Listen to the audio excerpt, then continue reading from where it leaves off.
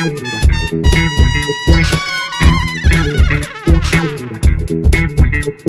may have heard that there's this new disease threat, NDM-1.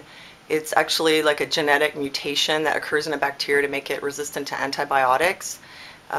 From what I understand, it's mostly happening with bacteria that cause pneumonia and urinary tract infections, and also with E. coli bacteria.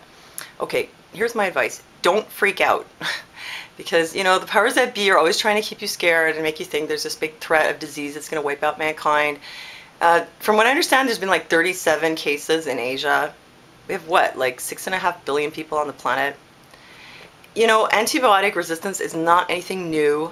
It's been increasing and increasing over the years because of the indiscriminate use of antibiotics. We had a few years ago here in Montreal and other places, you know, this bacteria called C. difficile, which causes like terminal diarrhea. But people were freaking out. But the thing is, it really would only affect people with a compromised immune system.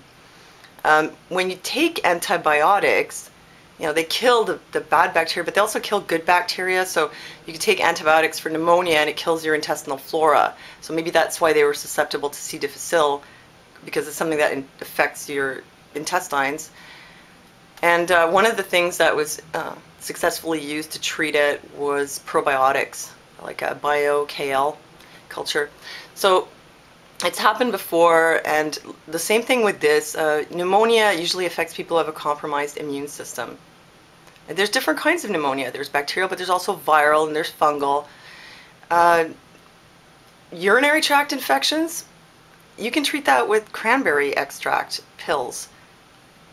That's what, you know, we've done that for a long time. You know, we don't really use antibiotics anymore because for most of the stuff, there's other things you can do. There was also MRSA, methicillin-resistant Staphylococcus aureus. Oh, the superbug. Well, you know, it turns out that like there are alternative ways to treat these things. I'm not giving medical advice here, but I'm just saying antibiotic-resistant bacteria have been around for a long time, and this is bound to happen because naturally they adapt in some way to the antibiotics.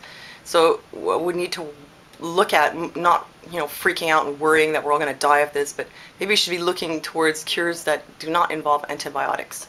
You know, some people say for pneumonia that colloidal silver with an inhaler can kill bacteria in your lungs. You know, I can't vouch for that, but another one is Pseudomonas infection in a skin, like in sores and things like that. I had a client who had that, very persistent, antibiotic resistant. You know how we got rid of it? With food grade peroxide solution, watered down, killed it because it's an anaerobic bacteria. So you give it oxygen and it dies. What else? Yeah, oregano oil. I'd read some things that might be useful for MRSA. It doesn't mean go dose yourself with oregano oil. Point is, just that there's a lot of things out there that can be used to treat disease besides antibiotics.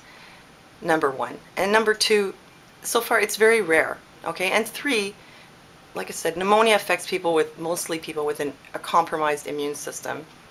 Some of them are babies, but that may also have to do with the fact that they're not breastfed, because breastfeeding inhibits the colonization of the throat with some of the bugs that can cause pneumonia, like the one that's in the Prevnar vaccine. What's it called? Streptococcus pneumoniae, and Hib.